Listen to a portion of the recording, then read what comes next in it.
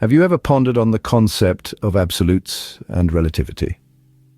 In the grand tapestry of the universe, these ideas have been the subject of intense scrutiny and debate. Once upon a time, Newton's concept of gravity held sway, suggesting that all objects in the cosmos needed to know their position relative to a fixed frame for gravity to act appropriately. But this notion was challenged by the revolutionary mind of Albert Einstein with his groundbreaking theory of relativity. Einstein postulated that there is no universal frame of reference, that all motion is indeed relative.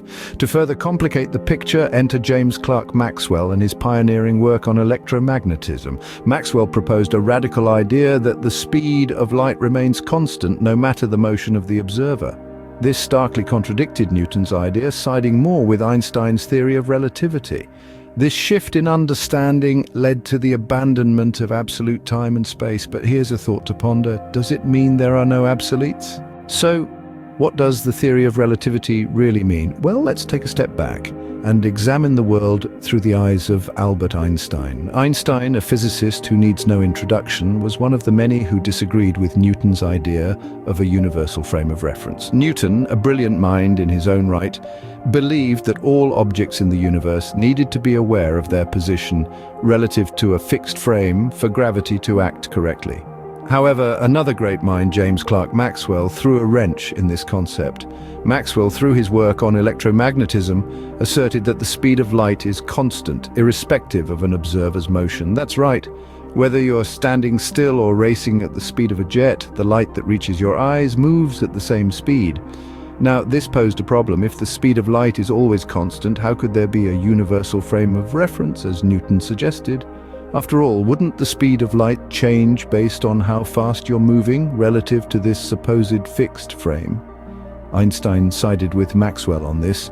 He concluded that there is no universal frame of reference and all motion is relative. This means that your perception of events depends on your state of motion. It's a bit like how time seems to crawl when you're waiting for a bus, but hours can fly by when you're engrossed in a good book. So to answer our initial question, the theory of relativity is all about perception and relativity. It's about understanding that there isn't a fixed stage upon which the drama of the universe unfolds. Instead, every object and observer in the universe has their own unique perspective, influenced by their motion and position. In essence, the theory of relativity suggests that our perception of events depends on our state of motion. But if everything is relative, are there no absolutes? This question might echo in your mind as we delve deeper into the world of physics. Despite the predominance of relativity, there are some constants we can all agree upon. Take Maxwell's equations, for instance. These fundamental laws of electromagnetism remain unaltered regardless of the observer's motion or reference frame. And while Einstein's theory of general relativity may allow for solutions without absolute frames, our universe seems to lean more towards Newton's concept. You see, Newton used the idea of a universal reference frame, a fixed point in space to which all other objects can relate. This concept, while arguably not as accurate as Einstein's relativity, is still quite relevant to our day-to-day life. So while the universe might seem a chaotic dance of relative motion and shifting perspectives, there are still some absolutes we can count on. It's these constants, these unchangeable facts, that offer us a sense of stability amidst the cosmic dance. So while we may live in a world of relativity, there are still some absolutes we can count on. The world of physics is indeed a fascinating one. Today, we've journeyed through the intriguing theories of Newton and Einstein, unraveling the complex layers of relativity. We've seen how Newton's idea of a universal frame of reference was challenged by Einstein's relativity, which shook our understanding of absolute time and space. Yet despite this shift, we find that absolutes are not entirely absent in our universe. Constants like Maxwell's equations, which all observers agree upon, offer a glimpse of the absolutes in the realm of relativity.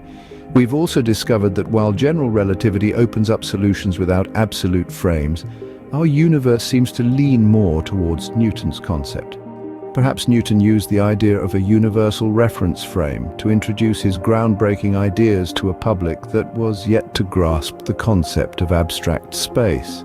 In essence, the world of physics is a beautiful dance between the relative and the absolute, constantly challenging our understanding and pushing us towards new horizons.